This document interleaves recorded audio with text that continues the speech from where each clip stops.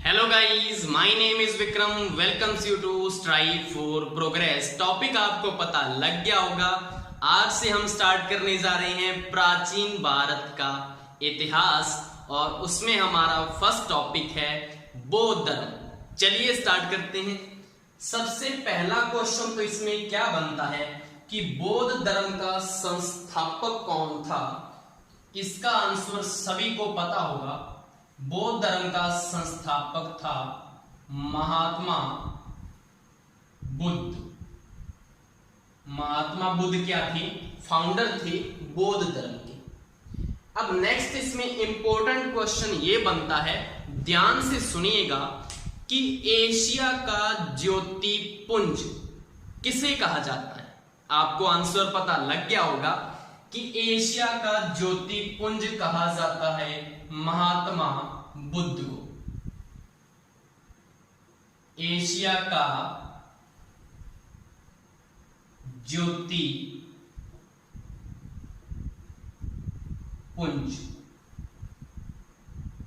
ज्योति का मतलब होता है प्रकाश, तो एशिया को प्रकाश देने वाला पुंज कौन है? महात्मा बुद्ध है। अब नेक्स्ट हमारे क्वेश्चन इसमें क्या बनते हैं कि महात्मा बुद्ध का जन्म कब हुआ, जन्म कहां हुआ, किसने दिया, ये क्वेश्चन बनते हैं। तो चलिए देखते हैं।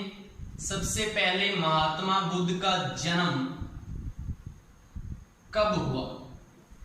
तो इनका जन्म हुआ 563 बीसी में। अब आपको ये डिफरेंस पता होना चाहिए कि बीसी में क्या डिफरेंस है, एडी में क्या है। तो क्या है, बीसी का मतलब होता है बिफोर क्राइस्ट और एडी का मतलब होता है एनो डोमिनी। अब इसका मतलब क्या है? बिफोर क्राइस्ट का मतलब क्या है कि ईसा मसीह के जन्म से पहले का टाइम, और एडी का मतलब होता है ईसा मसीह के जन्म के बाद का टाइम। उसको ईस्वी बोलते हैं, इसको बोलते हैं ईसा पूर्व। अब इसमें एक और मैं बात बताने वाला हूं कि अगर आपको मैं ये पूछूं कि 563 बीसी से बड़ा वर्ष कौन सा है, तो आप क्या बोलोगे? 564। लेकिन वो गलत है। क्यों गलत है? क्योंकि बीसी चलता है उल्टी साइड में, और इससे बड़ा वर्ष कौन सा होगा? 562 बीसी, और एडी सीधा ही चलता है। तो ये आपको क्लियर हो गया होगा। चलिए हमारे टॉपिक पे आते हैं। तो इनका जन्म नेक्स्ट कहां हुआ? महात्मा बुद्ध का जन्म कहां हुआ? तो इसका आंसर क्या है? लुम्बिनी वन में। लुम्बिनी वन में इनका जन्म हुआ। किनका? महात्मा बुद्ध का। अब जन्म हुआ है तो किसी ने तो दिया होगा जन्म, ऐसे तो नहीं टपक पड़े। तो इससे आपका क्या क्वेश्चन बनता है कि माता पिता का नाम तो बताओ हमें कौन थे। तो नेक्स्ट हमारा क्वेश्चन बनता है महात्मा बुद्ध के पिता का नाम क्या था? तो पिता का नाम था शुद्धोदन। इनके पिता का नाम था शुद्धोदन। और ये कौन थे? आप ये पूछोगे कि ये कौन थे? तो ये थे कपिलवस्तु के शासक या कपिलवस्तु के राजा। अब आप बोलोगे कि कपिलवस्तु कहां है सर? तो कपिलवस्तु पड़ता है नेपाल में। कपिलवस्तु पड़ता है हमारा नेपाल में पड़ता है, और ये कपिलवस्तु के राजा थे। कौन? शुद्धोदन, जो पिता थे महात्मा बुद्ध के। अब अगर ये राजा थे तो एक्चुअल में जो महात्मा बुद्ध है वो कौन हुए? एक्चुअल में वो कौन हुए? राजकुमार ही तो हुए। तो महात्मा बुद्ध एक राजकुमार थे। नेक्स्ट हमारा जो क्वेश्चन है कि इनकी माता का नाम क्या था? इनकी माता का नाम था महामाया। महामाया इनकी माता का नाम था। और ये कहां की राजकुमारी थी? तो ये राजकुमारी थी कौशल गणराज्य की। कौशल राज्य की ये क्या थी? राजकुमारी थी। कौन? माता किसकी? महात्मा बुद्ध की। अब इसमें एक दुखद घटना क्या हुई कि जो इनकी माता थी उनका महात्मा बुद्ध के जन्म के 7वें दिन देहांत हो चुका। देहांत हो गया। तो अब इसको हम लिखेंगे कि महात्मा बुद्ध की माता का महात्मा बुद्ध के जन्म के 7वें दिन क्या हो गया? देहांत हो गया। अब अगर किसी बच्चे की माता का देहांत हो जाए तो उनका कोई लालन पालन भी तो करेगा ना।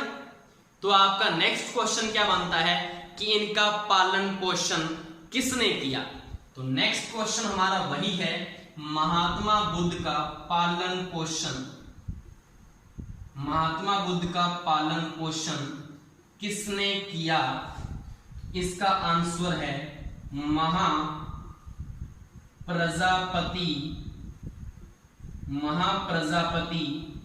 गौतमी। महाप्रजापति गौतमी जो थी, इन्होंने इनका क्या किया? पालन पोषण किया। रिश्ते में तो हम तुम्हारे वो चीज नहीं है ये, तो इसमें क्या है कि रिश्ते में ये महात्मा बुद्ध की मौसी लगती थी, तो रिश्ते में तो हम आपकी मौसी लगते हैं, लेकिन हम आपका पालन पोषण करेंगे। तो ये उनकी क्या की थी? मौसी थी। नेक्स्ट क्या हुआ कि अगर कोई राजकुमार है, किसी राजा के घर पुत्र का जन्म हुआ है, तो ऐसा नहीं हो सकता कि वहां पे बोझ का प्रबंध ना किया जाए, प्रजा न बुलाई जाए, पंडित जी न बुलाई जाए, हवन न करवाया जाए, ऐसा हो नहीं सकता। तो हमारा नेक्स्ट क्या होगा? इसमें हम करवाने जा रहे हैं, हवन करवाने जा रहे हैं, और उसमें हम किसको बुलाएंगे? पंडित जी को बुलाएंगे। और पंडित जी कितने बुलाएंगे? तो इनके जन्म के समय 2 ब्राह्मणों को बुलाया गया, और उन 2 ब्राह्मणों के नाम क्या थे वो हम देखने वाले हैं।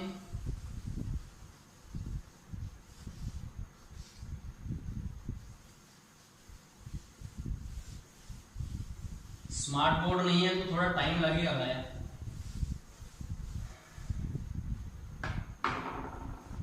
जी, अब इनके जन्म के समय 2 ब्राह्मण बुलाएंगे। कितने ब्राह्मण बुलाएंगे? पहले तो ये क्वेश्चन ही बनता है, तो कितने बुलाएंगे? 2 ब्राह्मण बुलाएंगे। अब उनके हमें नाम बता दीजिए सर। तो इनके नाम क्या हैं? पहले ब्राह्मण का नाम था काल देवल। ये तो नाम ही बड़ा इनका डेंजरस है।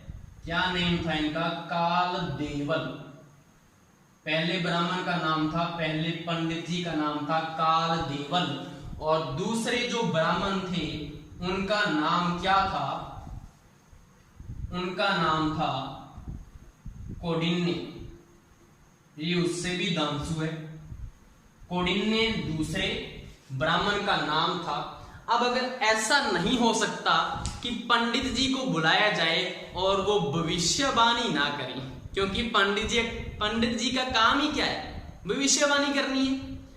तो वही था, इन्होंने कर दी भविष्यवाणी। क्या की? क्योंकि सामने उनके क्या बैठे हुए थे? माता पिता बैठे थे। तो ये क्या बोले कि आपका पुत्र या तो चक्रवर्ती सम्राट बनेगा, और अगर चक्रवर्ती सम्राट ना बना तो ये बनेगा महान सन्यासी। तो इतना बोलने की देर थी। पहले तो क्या था? माता पिता का जो चेहरा था खुशी से प्रसन्न हो गया कि हमारा बेटा चक्रवर्ती सम्राट बनेगा। क्योंकि चक्रवर्ती सम्राट कौन होता है? जिसका पूरे राज्यों में क्या हो? जय जयकार हो, पूरे राज्यों में यश हो उनका। तो खुश तो होने थे, लेकिन जैसे ही अगले ही पल उन्होंने दूसरी बात कही। कौन सी? कि अगर सम्राट ना बना तो ये बनेगा एक सन्यासी। तो उनका चेहरा उतर सा गया, क्योंकि कोई भी माता पिता ये नहीं चाहता कि उनका बेटा क्या बने? सन्यासी बने। तो जैसे जैसे सिद्धार्थ, क्योंकि हमारा जो सिद्धार्थ है ये हमारा रह चुका था पीछे, कि इनके बचपन का नाम जो महात्मा बुद्ध थे, ऐसा नहीं है कि ये जन्म से ही क्या हो जाएंगे? महात्मा बुद्ध बन जाएंगे। इनके बचपन का नाम तो थोड़ा अलग होगा ना। तो वही था, इनके बचपन का जो नाम था महात्मा बुद्ध के बचपन का नाम था सिद्धार्थ। अब ये बात मेरे माइंड में क्यों आई, क्योंकि यहाँ पे बात चल रही है सन्यासी बनने की। तो सन्यासी बनेंगे उसके बाद महात्मा बुद्ध होगा ना, तो पहले क्या थे, वो सिद्धार्थ थी। तो सिद्धार्थ जैसे जैसे बड़ा होता गया, इनकी जो माता पिता की चिंता थी वो भी बड़ी होती गई कि ये सन्यासी न बन जाए। तो उन्होंने एक उपाय सोचा। अब वो उपाय क्या होगा आपके माइंड में आ चुका होगा कि इसको हम सांसारिक जीवन में व्यतीत कर देते हैं। अब सांसारिक जीवन कौन सा, कि इसका हम विवाह कर देते हैं सुंदर सी कन्या से। अब सुंदर सी कन्या होगी, कोई पुत्र भी होगा, बीवी क्या बोलेगी कि अब ये खत्म हो चुका है, अब ये खत्म हो चुका है, अब मिर्ची लेके आओ, चाय लेके आओ, अब ये टेंशन, अब वो टेंशन। तो इतनी सारी चिंता में ये सन्यासी बनने का तो सोच ही नहीं सकता। ऐसी सोच किसकी थी, माता पिता की। लेकिन जो विधि का विधान था वो तो कुछ और ही था, क्योंकि जो भी विधि का विधान होता है उसको रोका नहीं जा सकता। जिसने जो बनना है वो बन के ही रहता है, उसको कोई भी रोक नहीं सकता। तो क्या हुआ आगे, तो सबसे पहले तो माता पिता ने क्या करवा दिया, इनका विवाह करवा दिया। अब विवाह करवाया है तो ऐसा तो है नहीं कि वो बहुत बड़ी आयु में उनका विवाह करवाएंगे, क्योंकि चिंता बहुत बड़ी हो चुकी थी कि सन्यासी ना बन जाए। तो छोटी उम्र में ही विवाह करवाएंगे उनका। तो विवाह उनका कब हुआ, उनका विवाह हुआ मात्र 16 वर्ष की आयु में। मात्र 16 वर्ष की आयु में क्या कर दिया, उनका विवाह कर दिया। अब आप बार बार बोल रहे हो विवाह कर दिया सुंदर कन्या से, कौन सी कन्या थी वो, तो कन्या का नाम क्या था, मतलब इनकी जो पत्नी थी महात्मा बुद्ध की, उनकी पत्नी का नाम था यशोधरा। यशोधरा इनकी पत्नी का नाम था।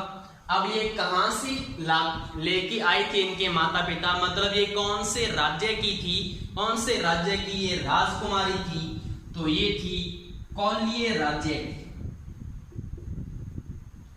कौलिय राज्य की ये राजकुमारी थी, जो कि बहुत सुंदर थी, जिसको शादी करवा देगी किससे, महात्मा बुद्ध से। या हमारे अब तक कौन है, अब तो हमारे सिद्धार्थ हैं।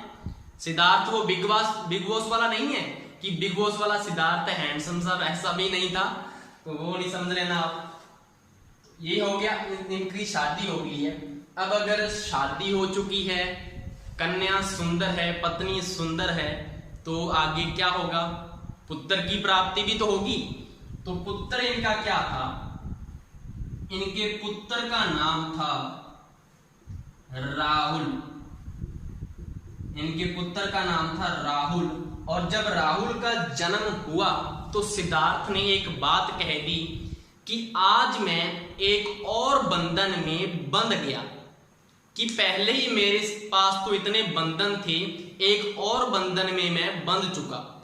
ये क्यों बोला उसने, क्योंकि हमें पता क्या है, हमें पता है कि जो चीज हमें चाहिए होती है वो तो सिद्धार्थ को मिल जाती है, और जो चीज हमें नहीं चाहिए वो भी सिद्धार्थ को मिल गई थी। तो जो चीज हमें नहीं चाहिए होती, हम उसकी अहमियत को नहीं समझते, हम उसकी कदर नहीं करते, ये सभी को पता है। तो यही किसके साथ हो रहा था, सिद्धार्थ के साथ। मात्र 16 वर्ष की आयु में उसका क्या कर दिया, विवाह कर दिया, पुत्र हो गया। अब उसको ये चीज चाहिए ही नहीं, तो वो उसकी अहमियत समझेगा, अहमियत तो वो नहीं समझेगा। अब इतने पे भी वो नहीं ठहरे। जब उसने वो बंधन वाली बात कही तो माता पिता को लगा अब भी हमारा बेटा सन्यासी बन सकता है। तो माता पिता ने क्या किया, जो महल के दरवाजे थे उसके लिए बंद कर दिए कि अब से तू बाहर नहीं जाएगा। उसकी बाहर जाने से मनाही कर दी गई, क्योंकि राजकुमार है भाई, राजकुमार है तो सारी सुख सुविधाएं मिलेंगी उसको, जो तुझे चाहिए वो मंगवा ले, सारा कुछ तुझे मिल जाएगा। लेकिन सिद्धार्थ को ये नहीं चाहिए था, सिद्धार्थ को और कुछ चाहिए था जो कि उसे भी नहीं पता था। तो सिद्धार्थ का एक महल में मन लगेगा क्या, मन तो उसका लगेगा ही नहीं। तो सिद्धार्थ का मन नहीं लग रहा, तो उसने क्या किया, एक दिन अपने सारथी को मना लिया कि ऐसा करते हैं, आज के दिन नगर का भ्रमण करते हैं। तो सारथी ने पहले तो बोला कि आपने माता पिता ने बोला हुआ है कि बाहर आपको मना किया हुआ है, तो फिर भी वो उसको मना लेता है, सिद्धार्थ जो है उसको मना लेता है कि आज एक दिन की तो बात है, चलते हैं। तो सिद्धार्थ जो सारथी है बेचारा, वो कैसे मना करे किसी राजकुमार को, तो वो मान गया और वो नगर भ्रमण के लिए चल दी। अब यहां से टर्निंग पॉइंट आएगा उनकी एक लाइफ में, जो कि वो 4 दृश्य देखेंगे महल से बाहर निकलते हुए। वो 4 दृश्य कौन से थे, उनका क्रम क्या है, ये सारे के सारी इंपॉर्टेंट चीज है जो आपको ध्यान से सुननी है, जो मैं आपको यहीं के यहीं याद करवा दूंगा। चलिए देखते हैं कि उन्होंने महल से निकलते ही क्या क्या दृश्य देखे और कौन सा वो दृश्य था जिसकी वजह से उनकी लाइफ में एक टर्निंग पॉइंट आ गया और वो किसकी इच्छा करने लगे, सन्यासी बनने की, जो कि उनको पहले नहीं पता था कि मुझे बनना क्या है। चलिए देखते हैं। अब हमें पता है कि जो सिद्धार्थ है 16 वर्ष की आयु में उसका विवाह हुआ है, तो मतलब अब वो कौन सी अवस्था में होगा, यौवनावस्था में होगा। यौवनावस्था में आदमी क्या सोचेगा, किसको पहले देखेगा, सबसे पहले वो देखेगा अपने से बड़े आदमी को, मतलब वृद्ध आदमी को। वृद्ध आदमी को देखेगा, क्यों देखेगा, कि वो देखेगा कि इसके बाद मेरा ये हाल होने वाला है, मैं ऐसा बनने वाला हूं। वो छोटी अवस्था को तो नहीं देखेगा ना, क्योंकि बचपन तो वो काट चुका है महल में रहते हुए, जहां पे उसका मन नहीं लग रहा था। तो अब वो बड़े वृद्ध व्यक्ति को देखेगा सबसे पहले। तो जो पहला दृश्य उसने नगर से निकलते देखा वो कौन सा था, उसने सबसे पहले देखा वृद्ध व्यक्ति को। ये क्रम आपको ध्यान में रखना है, इसलिए मैं अच्छे से आपको समझा रहा हूं। पहला कौन सा था, एक वृद्ध व्यक्ति को देखा। थोड़ी दूर वो आगे गए, वहां पे उसने क्या देखा कि एक चारपाई पे ऊपर एक बीमार व्यक्ति लेटा हुआ है। तो दूसरा दृश्य उसने कौन सा देखा, एक बीमार व्यक्ति। दूसरा दृश्य देखा एक बीमार व्यक्ति का। दूसरा दृश्य हो गया बीमार व्यक्ति का। थोड़ी दूरी पर और गए वो, तो अचानक से वहां से एक भीड़ निकलने लगी और उसी भीड़ में किन्हीं 4 लोगों के कंधों के ऊपर किसी मृत व्यक्ति की अर्थी थी और वो जा रहे थे राम नाम सत्य ऐसा बोलते हुए। तो यहां से उन्होंने तीसरा दृश्य कौन सा देखा, तो तीसरा दृश्य देखा उसने मृत व्यक्ति का। मृत व्यक्ति तीसरा दृश्य हो गया। अब जो लास्ट जो दृश्य है, चौथा दृश्य है, जो कि उसकी लाइफ चेंज कर देगा, जो कि एक टर्निंग पॉइंट है उसकी लाइफ में, वो कौन सा था। उन्होंने चौथा जो दृश्य देखा वो उन्होंने देखा एक सन्यासी व्यक्ति को। तो कौन सा देखा उसने चौथा दृश्य, एक उसने सन्यासी को देखा। अब आप बोलोगे कि ये 4 दृश्य देख लिए तो उनकी लाइफ में चेंज कैसे आ गया। ऐसा तो है नहीं कि सन्यासी को देख लिया तो वो सन्यासी बनने की इच्छा आ गई उसमें, ऐसा कुछ नहीं था। क्या हुआ कि जो पहले के 3 दृश्य थे, पहले के जो 3 दृश्य थे, वो तीनों के तीनों जो व्यक्ति थे, तीनों थे दुखी अवस्था में। तीनों वो क्या थे, वो तीनों ही दुखी थे। अब आप बोलोगे कि दुखी क्यों थे, क्योंकि एक अगर वृद्ध व्यक्ति है, आप मुझे ये बताओ कि हमारे में से कोई बूढ़ा होना चाहता है जल्दी, क्योंकि जो बूढ़ा हो जाता है उससे कोई भी काम नहीं होता, उससे ठीक से चला नहीं जाता, और फिर वो क्या करता है, अपने जवानी के दिनों को याद करता है और फिर क्या होता है, दुखी होता है। तो पहला आदमी क्या हुआ, दुखी हुआ या नहीं हुआ, दुखी हुआ। सेकंड जो है वो है एक बीमार व्यक्ति। अगर कोई बीमार व्यक्ति है तो क्या होगा, उसको पीड़ा दर्द ये होगा या नहीं होगा? अगर पीड़ा होगी, दर्द होगी तो वो क्या होगा, वो दुखी होगा। तो सेकंड जो आदमी था वो भी क्या है, दुखी है।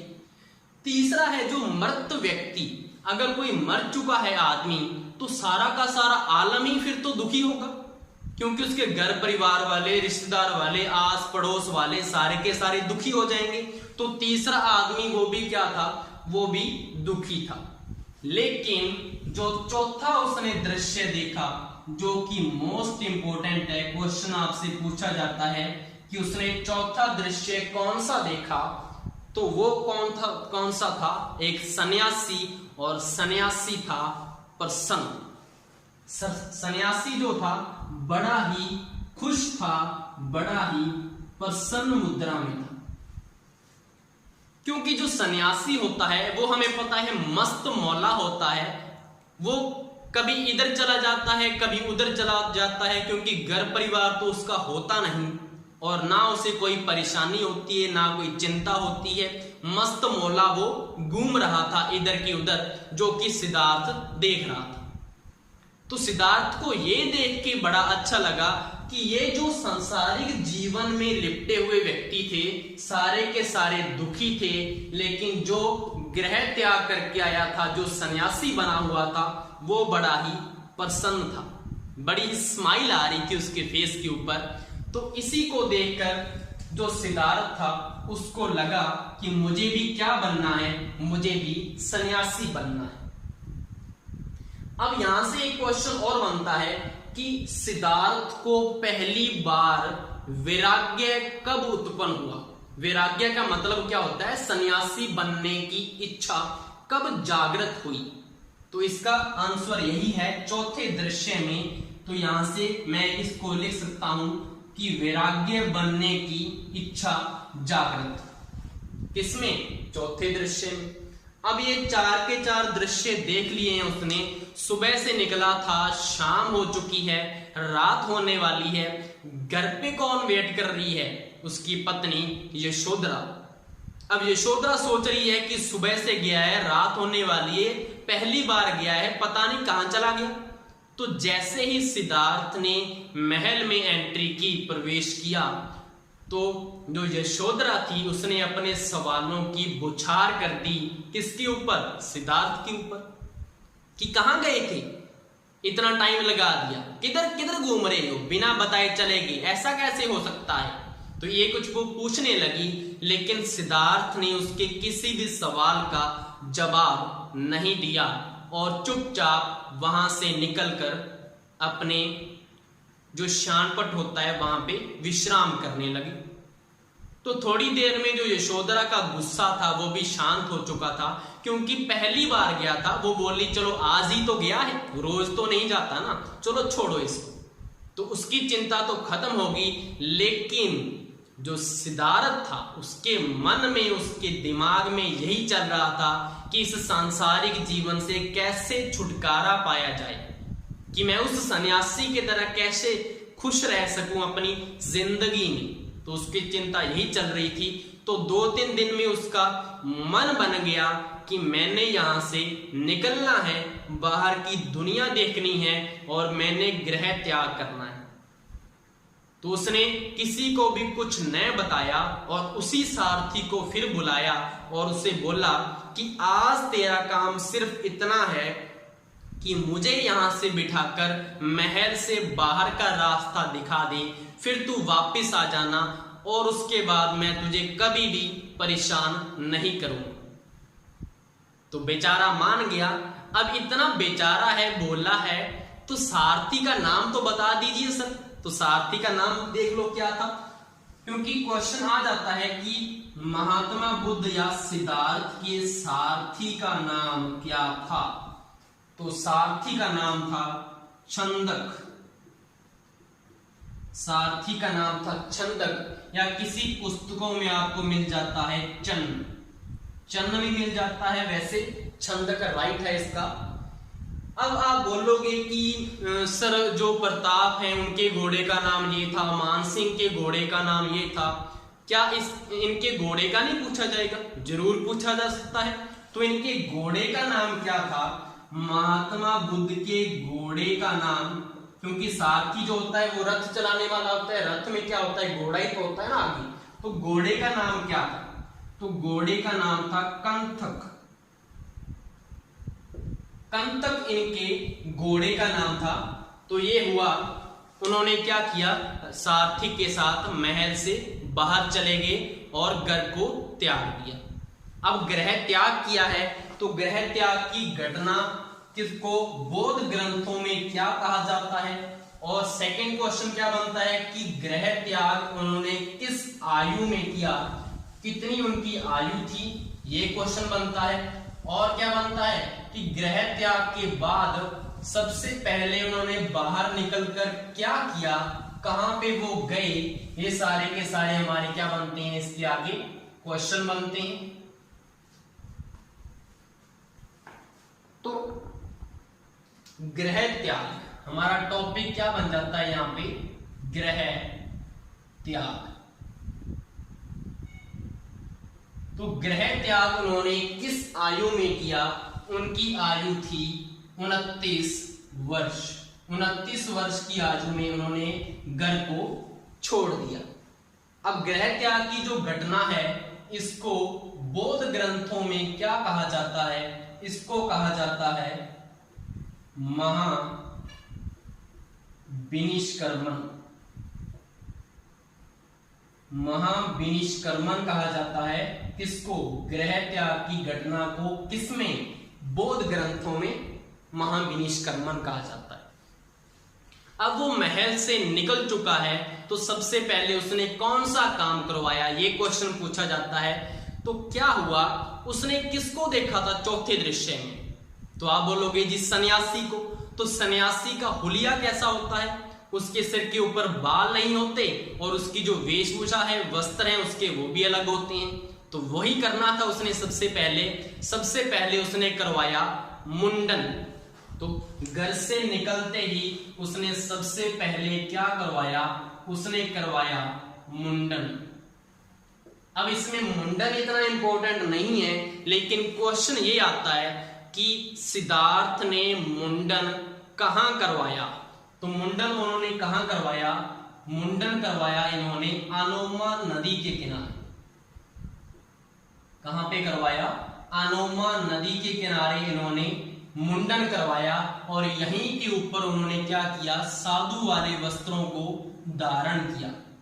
साधु वस्त्र धारण। तो क्वेश्चन ये भी पूछ सकते हैं आपको कि सिद्धार्थ ने पहली बार साधु वाले वस्त्र कहां पे पहने? तो अनोमा नदी के किनारे। अब मुंडन करवा लिया है, वस्त्र पहन लिए हैं, लेकिन कुछ ज्ञान है क्या? क्या करना क्या है? सन्यासी कैसे बना जा सकता है? तो ज्ञान तो उनको है ही नहीं, क्योंकि रहते कहां पे थे? वो महल में रहते थे और महल से बाहर उनको जाने नहीं देते थे। तो उनको ज्ञान कहां से आई? तो ज्ञान प्राप्त करने के लिए क्या चाहिए उनको? गुरु चाहिए ना, कोई ना कोई। तो उन्होंने क्या बनाए? उन्होंने अपने 2 गुरु बनाए। सबसे पहले तो 2 गुरु बनाए। और 2 गुरु कौन कौन से बनाए उसने, वो क्वेश्चन पूछा जाता है। तो पहले गुरु का नाम क्या था? पहले गुरु का नाम था आलार कालाम। पहले गुरु का नाम था आलार कालाम और दूसरे गुरु का नाम था रुद्रक रामपित। रुद्रक रामपित, ये पित्त है, पित्तर नहीं है। तो पहले गुरु उसने कौन से बनाए? आलार कालाम। और दूसरे गुरु का नाम था रुद्रक रामपित। अब इसमें ये क्वेश्चन बनता है, क्योंकि ये तो जनरल क्वेश्चन है, आपको कहीं भी आप पढ़ सकते हो। क्वेश्चन ये पूछा जाता है कि पहले गुरु से उन्होंने क्या सीखा और दूसरे गुरु से उन्होंने क्या सीखा, कौन सी शिक्षा प्राप्त की उन्होंने? तो पहले गुरु ने सिद्धार्थ को शिक्षा दी सांख्य दर्शन की। कौन सी शिक्षा दी? सांख्य दर्शन की शिक्षा दी। किसने? आलार कालाम ने। अब दूसरे गुरु ने कौन सी शिक्षा दी? तो दूसरे गुरु ने शिक्षा दी योग दर्शन की, योग दर्शन की। अब इसमें अगर कुछ एडिशनल जानकारी चाहिए तो भारत में 6 षट दर्शन है। सबसे पुराना दर्शन जो है सांख्य दर्शन है। और अगर आपसे ये पूछ लिया जाए कि इनके प्रतिपादक कौन है, तो प्रतिपादक पता होना चाहिए। तो सांख्य दर्शन के प्रतिपादक हैं, प्रतिपादक थे कपिल मुनि। कपिल वो कॉमेडियन वाला नहीं है भाई, कहीं वो सोच लो कि जो कॉमेडी करता है वो वाला कपिल है, वो नहीं है ये। तो ये कपिल मुनि है। नेक्स्ट है योग दर्शन। योग तो सभी को पता हो, योगा कौन करवाता है? रामदेव। और कौन सा है प्रतिपादक हो सकता है? पतंजलि वाले प्रोडक्ट आती है ना, तो वही है हमारा योग दर्शन का प्रतिपादक कौन था? पतंजलि। अब सिद्धार्थ के ये 2 गुरु हैं, उनको ये शिक्षा दे रहे हैं, विद्या दे रहे हैं, लेकिन सिद्धार्थ का मन नहीं है, मन नहीं लग रहा साहब। क्यों? क्योंकि किक नहीं मिल रही। अब आप पूछोगे किक क्यों नहीं मिल रही? क्योंकि सन्यासी तो बन चुके हैं, दर्शन विद्या भी प्राप्त कर रहे हैं। लेकिन इसमें ऐसा था कि जो सिद्धार्थ को विद्या चाहिए थी, जो ज्ञान चाहिए था, वो ये नहीं दे रहे थे, ये कुछ अलग उसको बता रहे थे, इसलिए सिद्धार्थ का मन नहीं लग रहा। इसको ऐसे भी समझ सकते हो आप कि जैसे आप मुझे देख रहे हो, हिस्ट्री पढ़ रहे हो, मेरे पास कुछ स्टूडेंट कैसे हैं, साइंस वाले भी हैं, जो कि साइंस वाली वीडियो देखेंगे। वो मेरी वाली वीडियो देख रहे होंगे, ये वाली वो नहीं देख रहे होंगे। और आप साइंस वाली देखते हो? नहीं देखते, क्योंकि आपको उसमें इंटरेस्ट नहीं है। पढ़ा कौन रहा है? पढ़ा तो एक ही टीचर रहा है ना, पढ़ा तो मैं ही रहा हूं, लेकिन आप उसको नहीं देखोगे क्योंकि आपका मन नहीं है। आपका मन किस में है? आपने हिस्ट्री पढ़नी है, आपका इसमें मन है। वही इसके साथ हुआ। सिद्धार्थ को जो चाहिए था वो ये नहीं दे रहे थे। ऐसा नहीं था कि इनको अपनी विद्या में ये माहिर नहीं थे, माहिर थे, लेकिन सिद्धार्थ को ये नहीं चाहिए, और कुछ चाहिए। और जो चाहिए उसको वो पता भी नहीं है कि मुझे क्या चाहिए। तो क्या करेगा वो? दोनों के दोनों गुरु को उसने छोड़ दिया, दोनों के दोनों गुरु को छोड़ दिया। अब वो आगे कहां पे गया? कहां पे उसने विश्राम किया? कहां पे उसने तपस्या की जिससे उसको ज्ञान प्राप्त हुआ? कितना टाइम तपस्या की? सबके आंसर हमारे नेक्स्ट बताने वाले हैं, जहां पे वो जाएगा और जहां पे उसको कुछ ना कुछ सुनने को मिलेगा, कोई ना कोई उसको कुछ सुनाएगा। और वो क्या सुनाएगा वो हम देखते हैं। तो दोनों गुरु को छोड़ने के बाद जो सिद्धार्थ था वो पहुंचा एक गांव में, और ये हमारा गांव बन चुका है टिपटॉप। ये हमारा गांव बन चुका है और इस गांव का नाम था उर्वेला गांव। क्या नाम था इसका? उर्वेला गांव था। और आप पूछोगे कि उर्वेला गांव आज कहां पे मिलेगा? तो ये पड़ता है बिहार में। उर्वेला गांव पड़ता है बिहार में। तो उर्वेला गांव पहुंचे सिद्धार्थ। इसी उर्वेला गांव के पास से एक नदी बहा करती थी और उस नदी का नाम था निरंजना नदी। उस नदी का नाम क्या था? निरंजना नदी था। और इसी नदी के किनारे एक वृक्ष लगा हुआ था। और वो वृक्ष कौन सा था? ये वृक्ष था पीपल का। कौन सा वृक्ष था ये? पीपल का एक वृक्ष था। और यहीं पे बैठने का स्थान बना हुआ था। और सिद्धार्थ इस गांव में आए, निरंजना नदी को देखा, इस वृक्ष को देखा, इसकी छाया बड़ी उनको पसंद आई और यहाँ पे वो विश्राम करने लगे। ये हमारे टिपटॉप क्या बन चुके हैं? सिद्धार्थ बन चुके हैं। ऐसी पेंटिंग बनती है और इससे अच्छी नहीं बनेगी। और थोड़ा फेस मैंने बड़ा कर दिया, खाते पीते खानदान का था, राजकुमार था भाई, तो बड़ा तो होगा ही। अब आप बोलोगे कि सर नीचे से पतला क्यों कर दिया? तो इतने दिन से भटक रहा है कभी ज्ञान प्राप्ति में, तो पतला हो गया नीचे से, तो ये हो गया इसमें। तो बहुत बढ़िया कंसेप्ट के अकॉर्डिंग बना है ये इनकी पेंटिंग। तो सिद्धार्थ ने इसमें यहाँ पे क्या किया, पीपल के वृक्ष के नीचे विश्राम किया। कहां पे, उर्वेला गांव। ये क्वेश्चन भी पूछा जाता है कि वृक्ष का नाम कौन सा था, कौन सा वृक्ष था, पीपल का वृक्ष था।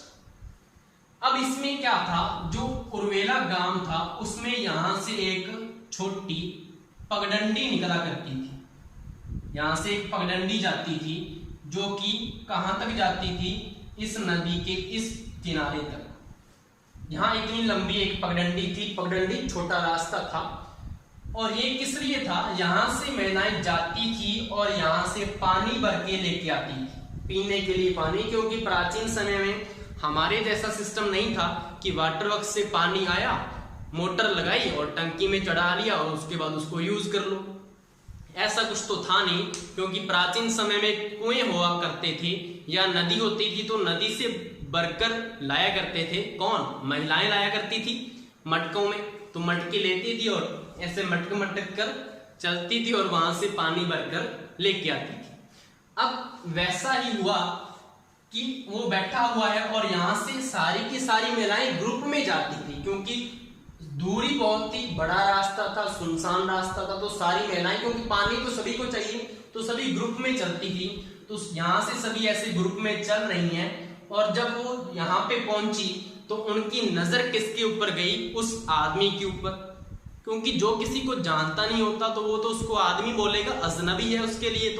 तो वो सिद्धार्थ को देख रही हैं और आपस में बातचीत करने लगी कि ये कौन है, ये कहां से आ गया, यहाँ पे क्यों बैठा हुआ है। तो आपस में ही किसी ने आंसर दे दिया, जवाब दे दिया कि कोई राहगीर होगा, आज के लिए बैठा होगा फिर चला जाएगा। और उसमें से एक बन-ठन के आया करती थी, जिसने क्या किया, चौका मारा। क्या चौका मारा, जो कि उसको भारी पड़ गया बाद में। उसने चौका ये मारा कि ये मुझे देखने आता है, मैंने इसको पहले भी देखा है। ऐसी झूठ बोली जा रही है कि मैंने इसको पहले भी देखा था, ये मुझे ताड़ने आया है। तो ऐसा बोल रही है। तो उसकी जो सहेलियां थी उसने उसका मजाक बनाया, क्योंकि जो वो सन्यासी था उसके सिर के ऊपर बाल तो नहीं थे। तो वो बोली, ठीक है इसके सिर के ऊपर बाल तो नहीं है, वैसे भी इसके कैसे वस्त्र हैं, ये तेरा ही है। तो सारी हंसने लगी और पहले दिन वो पानी भरकर ऐसे हंसते हुए चली। लेकिन उसमें से एक थी बड़बोली। अब बड़बोली पता है सभी को कि जिसका काम क्या होता है, किसी के भी मैटर में अपनी टांग अड़ाना, यही काम होता है उसका। तो वही था, उसमें से एक बड़बोली थी। वो बोली, दूसरे तीसरे दिन की बात है, वो अपनी सहेलियों में बोल रही है कि अगर इसने मरना है तो यहां पे क्यों बैठा है, कहीं और जाके मरे। तो सहेलियों ने बोला कि ऐसा कर, जाके तू पूछ ले कि यहां पे क्यों बैठा हुआ है। तो ऐसा तो वो पूछ नहीं सकती थी, क्योंकि अगर उसने बोल दिया कि मैं तो यहीं पे बैठूंगा, क्या कर लेगी, तो उसकी बेइज्जती हो जानी है सहेलियों में, और बेइज्जती कोई करवाना नहीं चाहता। तो उसके माइंड में लेकिन ये चल रहा है कि मैंने ये बात इसको बोलनी ही है। तो ऐसे करते करते छठे दिन की रात आ चुकी है। रात को उसको परेशानी लगी हुई है, समस्या है एक प्रकार की लगी हुई है, टेंशन हो चुकी है उसको कि मैं बोलूं तो बोलूं कैसे।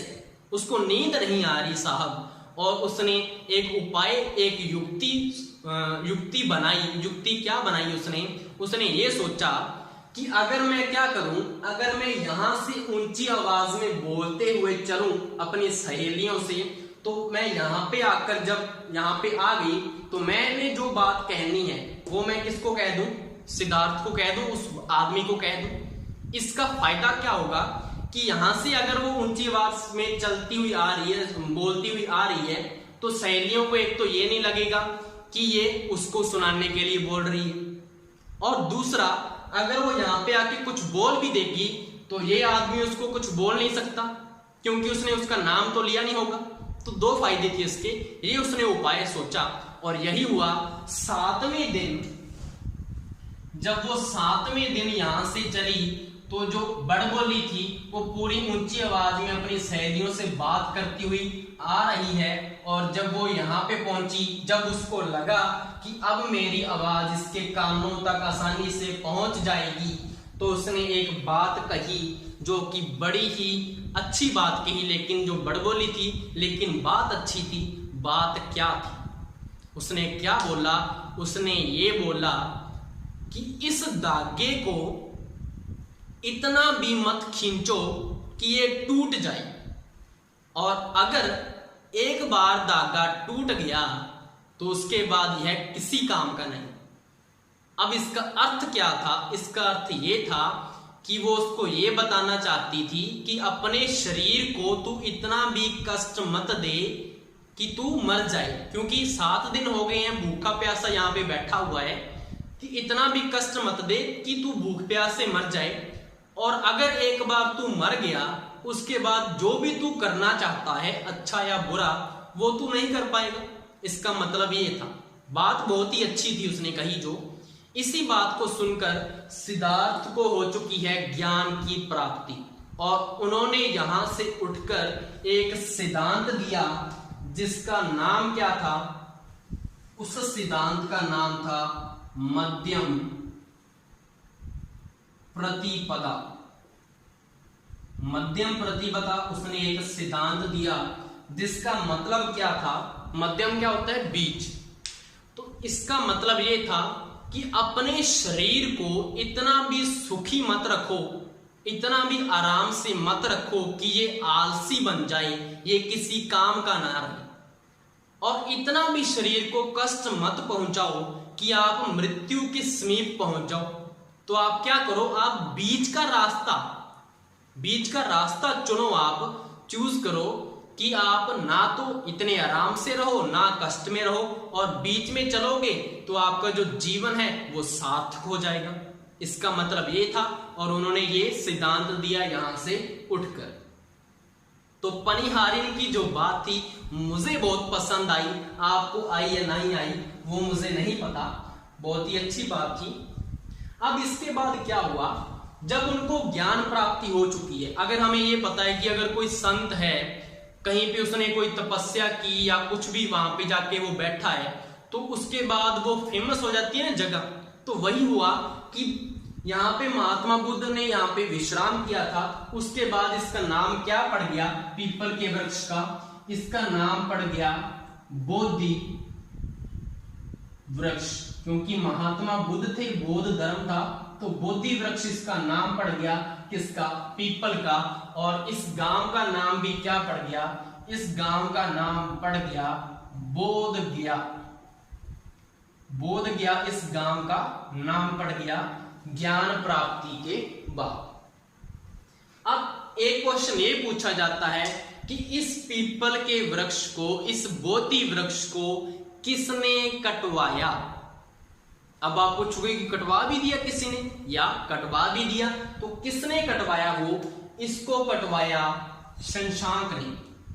अब आप पूछोगे ये कौन सा आ गया? हमारी तो अच्छी वाली स्टोरी चल रही थी हीरो की, हमारी हीरो ही था ना हमारा सिद्धार्थ बिग बॉस वाला, तो वही है। तो ये विलेन कहां से आ गया शशांक? तो वही हुआ। शशांक कौन था? शशांक था बंगाल का शासक, और ये था गौड़ वंश का। और गौड़ वंश जो है वो शाखा किसकी थी? सनातन धर्म या ब्राह्मण धर्म की, जो कि वर्तमान में हमारा हिंदू धर्म है। तो ये किसका था? ये था बंगाल का शासक। बंगाल का ये शासक था, और इसका जो धर्म था ये कौन था? एक ब्राह्मण था, या इसको हम बोल सकते हैं ये सनातन धर्म का था। अब हुआ क्या कि इसने क्यों कटवाया? इसकी क्या दुश्मनी पड़ गई वृक्ष से? बात तो ये है ना, इसकी दुश्मनी वृक्ष से नहीं थी, इसकी दुश्मनी थी हर्षवर्धन से। अब हर्षवर्धन ये कौन है भाया? हर्षवर्धन से इसकी क्या थी? दुश्मनी थी। हर्षवर्धन इसका शत्रु था, और ये कहां का शासक था? ये शासक था कन्नौज का। कन्नौज का शासक था, और ये थानेश्वर का रहने वाला था। इसका कौन सा धर्म था? इसका धर्म इसने कौन सा अपना लिया था? इसने धर्म अपना लिया था बौद्ध धर्म। तो धर्म को लेकर ही यहां पे क्या हुआ? थोड़ा संघर्ष हो गया। धर्म को लेकर संघर्ष नहीं था, इनमें आपस में क्या थी? दुश्मनी थी। लेकिन बाद में जो शशांक था हर्षवर्धन का कुछ बिगाड़ नहीं पाया तो और तो इससे कुछ होना नहीं था। अब ये बौद्ध धर्म का है और ये बोधि वृक्ष है, तो इसने क्या किया, इस वृक्ष को ही कटवा दिया कि मैं तेरा तो कुछ बिगाड़ नहीं सकता, मैं तेरे जो पुजारी हैं उसका वृक्ष को मैं नहीं रहने दूंगा। तो वृक्ष को इसने कटवा दिया। तो ये वृक्ष काट दिया किसने, क्वेश्चन पूछा जाता है तो किसने कटवाया, शशांक ने। ये आपको स्टोरी कोई नहीं पूछेगा, आपको क्वेश्चन इतना ही आएगा किसने कटवाया, तो आपका आंसर क्या होगा, शशांक ने। यहां पे हो गया। अब हमें पता है कि सिद्धार्थ को क्या हो चुका है, ज्ञान की प्राप्ति हो चुकी है। तो हमारा जो नेक्स्ट टॉपिक होगा वो कौन सा होगा, आपको पता लग गया होगा, ज्ञान प्राप्ति। अब इसमें क्वेश्चन कौन कौन से बनेंगे कि सबसे पहले तो जो सिद्धार्थ है उसको ज्ञान की प्राप्ति कितनी आयु में हुई, एक तो ये क्वेश्चन बनेगा। और दूसरा क्या बन सकता है कि ज्ञान प्राप्ति को बौद्ध ग्रंथों में किस नाम से जाना जाता है, दूसरा क्वेश्चन आपका ये बनेगा। और क्वेश्चन क्या बन सकता है ज्ञान प्राप्ति में, एक ये हमारा क्लियर हो चुका है कि पहले वो सिद्धार्थ था लेकिन ज्ञान की प्राप्ति हो चुकी है और सन्यासी तो था ही, तो अब उसका नाम क्या पड़ चुका है, अब उसका नाम पड़ चुका है महात्मा बुद्ध। अब इसको हम क्या बोलेंगे, महात्मा बुद्ध बोलेंगे। तो हमारा टॉपिक क्या आ चुका है अब, ज्ञान प्राप्ति। तो सबसे पहला क्वेश्चन क्या था, सबसे पहला क्वेश्चन तो ये बनता है कि कब हुआ, ग्रह त्याग के 6 वर्ष बाद उनको क्या हुआ, ज्ञान की प्राप्ति हुई। तो ग्रह त्याग के 6 वर्ष बाद इनको हुई ज्ञान की प्राप्ति। अब जिनका माइंड चल रहा है वो इसकी आयु भी बता देंगे कि हमें पता है कि 16 वर्ष की आयु में विवाह हुआ, 29 वर्ष की आयु में गृह त्याग किया, गृह त्याग के 6 वर्ष बाद क्या हुई है, ज्ञान प्राप्ति। तो उनकी आयु कितनी है, मैथ का टॉपिक नहीं है कि वैसे एक्स निकाल के करने लग जाओ, सीधा ही क्या है 29 + 6। तो ज्ञान प्राप्ति उनको कब हुई, 35 वर्ष की आयु में। तो 35 वर्ष की आयु में उनको क्या हुई, ज्ञान की प्राप्ति हुई। अब इस घटना को बौद्ध ग्रंथों में क्या कहा जाता है, ज्ञान प्राप्ति को क्या कहा जाएगा, ज्ञान प्राप्ति की घटना को बौद्ध ग्रंथों में कहते हैं संबोधि। क्या कहा जाता है, संबोधि। संबोधि कहा जाता है इस घटना को ज्ञान प्राप्त करने को। अब किसी आदमी को अगर ज्ञान प्राप्त हो जाए तो ऐसा तो नहीं है कि वो ज्ञान प्राप्त हो चुका है और सीधा ही घूमता रहेगा, वो ज्ञान को बांटेगा, ज्ञान को बांटेगा ना। अगर ज्ञान को बांटेगा मतलब वो क्या देगा, वो लेक्चर देगा, वो भाषण देगा, वो उपदेश देगा। तो यहां पे हमारा वर्ड क्या है, प्रथम उपदेश। तो क्वेश्चन क्या पूछा जाता है कि महात्मा बुद्ध ने अपना प्रथम उपदेश कहां दिया। तो प्रथम उपदेश कहां दिया, सारनाथ में। प्रथम उपदेश कहां दिया, सारनाथ में दिया। और ये सभी को पता होगा सारनाथ में इन्होंने क्या दिया है, प्रथम उपदेश दिया है। अब इस घटना को बौद्ध ग्रंथों में क्या कहते हैं, उपदेश देने की घटना को बौद्ध ग्रंथों में कहा जाता है, इस घटना को धर्म चक्र परिवर्तन। इस घटना को क्या कहा जाता है, उपदेश देने की घटना को बौद्ध ग्रंथों में कहा गया धर्म चक्र परिवर्तन। अब इसमें अगर उपदेश दिया है तो कौन सी भाषा में उपदेश दिया है, ये भी तो क्वेश्चन बनता है ना। तो उपदेश किस भाषा में दिया, तो भाषा भाई कौन सी थी उनकी, तो उनकी भाषा थी पाली भाषा। पाली भाषा में उन्होंने क्या दिया, उपदेश दिया। कहां पे, सारनाथ में पहला उपदेश। ये तो जनरल क्वेश्चन बन चुका है। मोस्ट इंपोर्टेंट क्वेश्चन इसका ये है कि सर्वाधिक उपदेश कहां दिए हैं। तो सर्वाधिक उपदेश महात्मा बुद्ध ने सर्वाधिक उपदेश कहां दिए? तो सर्वाधिक उपदेश इन्होंने दिए श्रावस्ती में। कहां पे? श्रावस्ती। श्रावस्ती में इन्होंने सर्वाधिक उपदेश दिए हैं। अब क्या हुआ? ज्ञान प्राप्त हो चुका है, उपदेश दिए हैं।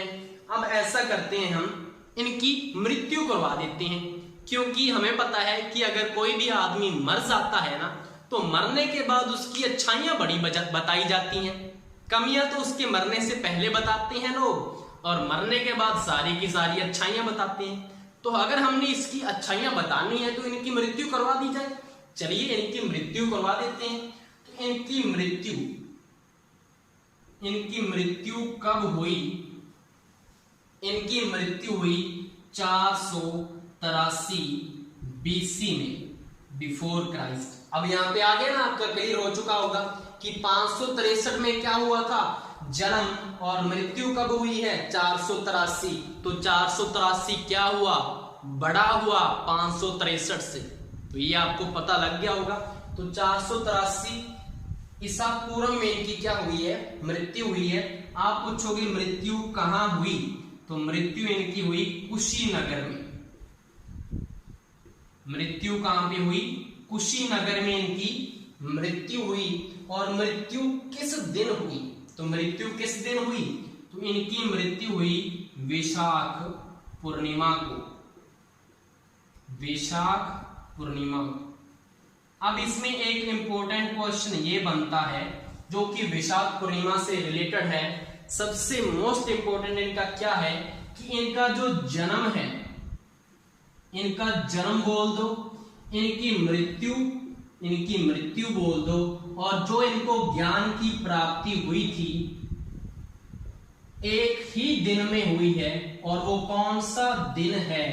वो दिन है वैशाख पूर्णिमा का। तो वैशाख पूर्णिमा का बड़ा ही महत्व हो चुका है, हमें पता लग चुका है। तो वैशाख पूर्णिमा का बड़ा महत्व है। तो जो बौद्ध धर्म के लोग हैं, मानने वाले, इस दिन को त्योहार के रूप में मनाएंगे या नहीं मनाएंगे? तो इनका सबसे प्रसिद्ध त्योहार कौन सा है? वैशाख पूर्णिमा। क्योंकि इसी दिन बुद्ध का जन्म हुआ, इसी दिन बुद्ध की मृत्यु हुई, इसी दिन बुद्ध को ज्ञान प्राप्ति हुई। अब आप बोलोगे कि ये तो ठीक है, लेकिन हमें आपने ये नहीं बताया कि इन्होंने तपस्या भी की या नहीं, या ओनली पनिहारिन से बात कर ली बस ज्ञान प्राप्त हो गया। ऐसा नहीं है। इन्होंने 7 दिन फिर क्या किया था? मैंने क्या बोला था कि 7वें दिन पनिहारिन ने उनको ये बोला है कि तो 7 दिन उन्होंने क्या किया होगा? तपस्या ही तो की होगी। तो इन्होंने जो कठोर तपस्या की वो कितने दिन की? वो मात्र 7 दिन की। मात्र 7 दिन इन्होंने क्या की थी? कठोर तपस्या की थी, जिसके बाद इनको क्या हो चुकी थी? ज्ञान की प्राप्ति हो चुकी थी। अब ये इतना हो चुका है, हमने मृत्यु करवा दी है। अब हम इनकी और अच्छी से अच्छी बातें कर सकते हैं। तो और इनकी अच्छी से अच्छी बातें कौन सी हैं? चलिए देखते हैं। एक तो बौद्ध ग्रंथों में जो भी घटना होती है महात्मा बुद्ध से रिलेटेड, उसको अलग से कुछ ना कुछ नाम दिया जाता है। आपने देख लिया होगा कि ग्रह त्याग की घटना को क्या कहा जाता है? महाविनिष्कर्मण। उसके बाद क्या आया? ज्ञान प्राप्त की घटना को क्या कहा जाता है? संबोधि। उसके बाद क्या आया? प्रथम उपदेश की घटना को क्या बोला गया? धर्म चक्र प्रवर्तन। तो आप ये भी पूछोगे कि मृत्यु की घटना को भी तो कुछ बोला गया होगा बौद्ध ग्रंथों में। जी जरूर बोला गया। मृत्यु की घटना को बौद्ध ग्रंथों में बोला जाता है। क्या बोला जाता है? मृत्यु घटना को यहां पे बोला जाता है महापरिनिर्वाण। मृत्यु की घटना को बौद्ध ग्रंथों में बोला जाता है महापरिनिर्वाण। अब इसमें एक क्वेश्चन ये आता है कि कई बार क्वेश्चन पूछ लिया जाता है कि महापरिनिर्वाण और सिर्फ निर्वाण में क्या अंतर है। तो ये मैं आपको बताना चाहूंगा। जो कि निर्वाण होता है, निर्वाण तो हम जीते जी भी प्राप्त कर सकते हैं, लेकिन जो महापरिनिर्वाण है वो मरने के बाद ही प्राप्त होगा। इसमें ये फर्क है, ठीक है। अब इसमें आगे क्या होता है, हमने मृत्यु करवा दी है। अब हमें ये पता था कि उन्होंने आखिर में क्या किया था, उपदेश दिए थे ना। अगर कोई आदमी उपदेश दे रहा है, भाषण दे रहा है और लेक्चर दे रहा है तो क्या होगा, क्या होगा, तो कोई ना कोई तो बात उनकी सुन रहा होगा। कोई ना कोई तो बात सुनता है ना, हमारी क्लास में हम पढ़ाते हैं तो कोई ना कोई तो देख रहा होगा, कोई ना कोई तो सुन रहा होगा। तो ऐसे ही किसी ने तो सुना होगा, तो किसी ना किसी को उनकी बातें अच्छी भी लगी होंगी। अगर किसी को बातें अच्छी लगी तो कोई उनकी शरण में भी तो आएगा। अगर कोई आदमी उनकी शरण में आएगा तो मतलब वो उनका क्या बन चुका होगा, शिष्य, शिष्य बन चुका होगा। तो क्वेश्चन ये पूछा जाता है कि महात्मा बुद्ध का प्रिय शिष्य कौन सा था। प्रिय शिष्य, थोड़ा सस्पेंस बना रहना चाहिए। इसमें यह था कि प्रिय शिष्य के कहने पर, महात्मा बुद्ध के न चाहने पर भी महिलाओं को प्रवेश करवा दिया। किसमें, बौद्ध धर्म में। महात्मा बुद्ध नहीं चाहते थे, लेकिन उस प्रिय शिष्य ने कह दिया तो उसकी बात को टाला नहीं जा सकता। क्यों, क्योंकि वो प्रिय शिष्य है और शिष्य की बात तो अलग ही होती है। क्योंकि शिक्षक के पास क्या होता है, उसकी पूंजी शिष्य ही तो है उसके, उनकी बात को कैसे टाला जा सके। लेकिन महात्मा बुद्ध ने उसको समझाया बहुत। तो इसकी बात थोड़ा सा और सस्पेंस बना रहना चाहिए कि वो कौन था। उससे पहले मैं आपको ये बताना चाहूंगा कि मृत्यु की घटना को तो महापरिनिर्वाण कहते हैं, लेकिन मृत्यु कितनी आयु में हुई वो कौन बताएगा सर। तो 563 में जन्म हुआ, 483 में क्या हुई है, मृत्यु हुई है। तो टोटल इनकी एज कितनी थी, 80 वर्ष क्या किया इन्होंने, जिए, 80 वर्ष ये जिए। ये क्वेश्चन हो गया। तो प्रिय शिष्य की बात चल रही है तो आप बोलोगे बता दो सर, इतना भी क्या सस्पेंस बनाया हुआ है आपने। तो प्रिय शिष्य का नाम क्या था, प्रिय शिष्य, इनके प्रिय शिष्य का नाम था आनंद। क्या नाम था इनका, आनंद नाम था, जिसके कहने पर महात्मा बुद्ध के न चाहने पर भी बौद्ध धर्म में महिलाओं को प्रवेश करवा दिया। महात्मा बुद्ध ने क्या बोला कि प्रवेश मत करवाओ। ऐसा नहीं था कि महात्मा बुद्ध खिलाफ थे, महिलाओं के विरोधी थे कि महिलाएं नहीं आनी चाहिए। इसका एक कारण था। वो कारण क्या था, कारण इसका ये था कि अगर हमने महिलाओं को इसमें प्रवेश करवा दिया तो बौद्ध धर्म 50 वर्ष तक भी नहीं चलेगा और बिना महिलाओं के ये 500 वर्षों तक चल सकता है। इसका कारण क्या दिया महात्मा बुद्ध ने, जब आनंद ने उनसे पूछा कि ऐसा क्यों बोल रहे हो आप कि 500 वर्षों तक तो चल जाएगा, लेकिन अगर महिलाएं आ गई तो 50 वर्ष तक भी नहीं चलेगा। इसका उन्होंने कारण ये बताया कि हम जो रहते हैं वो कहां पे रहते हैं, मठों में रहते हैं। क्योंकि जो बौद्ध संघ को अपना लेता है वो कहां पे रहता है, मठों में रहता है और वहां पे भक्ति करता है। अगर महिलाओं को प्रवेश करवा दिया तो महिलाएं कहां पे रहेंगी, महिलाओं को भी मठों में रहना पड़ेगा। और अगर एक ही मठ में पुरुष भी रह रहा है और महिला भी रह रही है और दोनों साथ साथ रह रहे हैं तो ऐसा नहीं हो सकता कि विपरीत लिंग में आकर्षण न हो, क्योंकि ये तो क्या है, नेचुरल है, नेचुरल इफेक्ट पड़ता ही है। तो वही था, यही मेन रीजन था उनका महिलाओं को प्रवेश न देने का। क्योंकि वो क्या बोले कि अगर ऐसी कोई बात जनता के सामने चली गई तो आपकी अगर 1000 अच्छाइयां हैं वो आपकी मान्य नहीं मानी जाएंगी और आपकी एक गलती, आपका एक दाग उसके सामने खड़ा हो जाएगा, बड़ा लगेगा। ये सभी को पता है कि आप में अगर 1000 अच्छाइयां हैं तो वो आपकी गिनी नहीं जाएंगी अगर आपने एक गलती कर दी। तो वही रीजन था जिसकी वजह से महात्मा बुद्ध उसको मना कर रहे थे और आज उसी का तो इफेक्ट पड़ा हुआ है कि महात्मा बुद्ध के टाइम बौद्ध धर्म वाले मानने वाले कितने थे और आज के टाइम में कितने के बचे हैं? सारे के सारे हिंदू धर्म वाले ही है ना सबसे ज्यादा। तो बौद्ध धर्म वाले तो बहुत कम बचे हुए हैं। तो यहां तक का टॉपिक हमने अच्छे से क्लियर कर लिया है।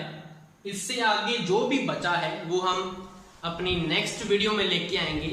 ये मेरी फर्स्ट वीडियो थी जिसमें मैंने जो हिस्ट्री करवाई है ऐसे करवाई है, बिना ट्रिक के बोल सकते हैं, लेकिन मैंने अच्छे से समझाया है, अच्छी से स्टोरी बनाकर आपको बताया है कि आपके माइंड में ये सारा का सारा सेट हो चुके। अगर आपको ये अच्छी लगी तो मुझे कमेंट में जरूर बताइएगा, क्योंकि अगर आपको ये अच्छी लगे फिर ही मैं इसको कंटिन्यू कर सकूं। क्योंकि मैं ज्यादातर क्या बनाता होता हूं, मैं ट्रिक बनाता होता हूं। तो क्योंकि हिस्ट्री की कोई ट्रिक तो बनती नहीं है, आपको भी पता है, तो हिस्ट्री को तो पढ़ना ही पड़ता है। लेकिन अगर ये ऐसे पसंद आया हो तो मैं इसको कंटिन्यू जरूर करूंगा। ये प्लीज मुझे बता दीजिएगा। Thank you.